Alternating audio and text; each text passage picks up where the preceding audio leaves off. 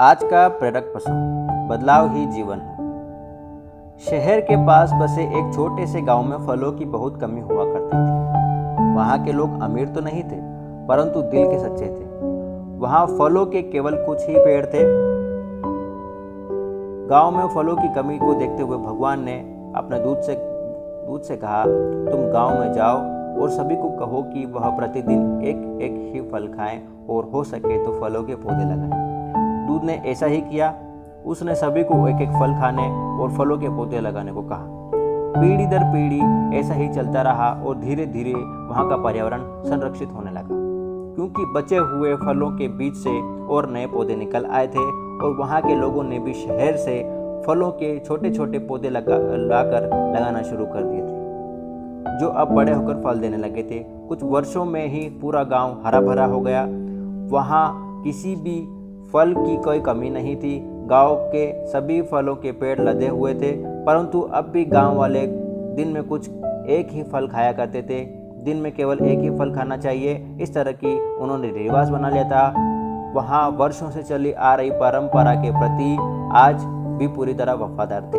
वह खुद तो दिन में केवल एक ही फल खाते थे, और अगर कोई शहर से फल लेने के लिए आता था तो उन्हें भी खाली हाथ लौटा देते थे।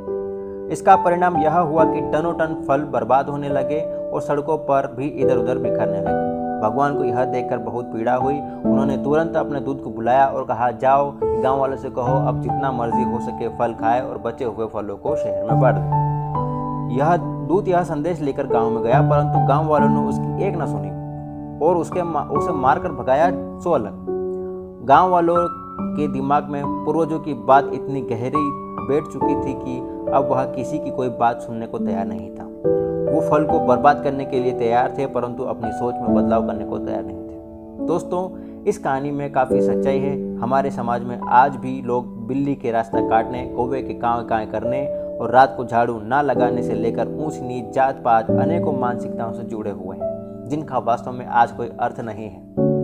जैसे इस कहानी में इस तरह की चीज़ों को मानने वाले खुद को बड़ा धार्मिक और ईश्वर समझते हैं, वैसे ही हमारे समाज में भी इन सभी मान्यताओं को मानने वाले लोग बहुत ही बड़ा, पवित्र और संत समझते हैं, जबकि सच्चाई कुछ और होती है। हमें भी समय के बदलते हुए स्वरूप को देखते हुए अपनी सोच को निरंतर विकसित करना चाहिए। जो आज सही है वो कल गलत हो सकता है, और जो कल गलत था वो परसों सही हो सकता है।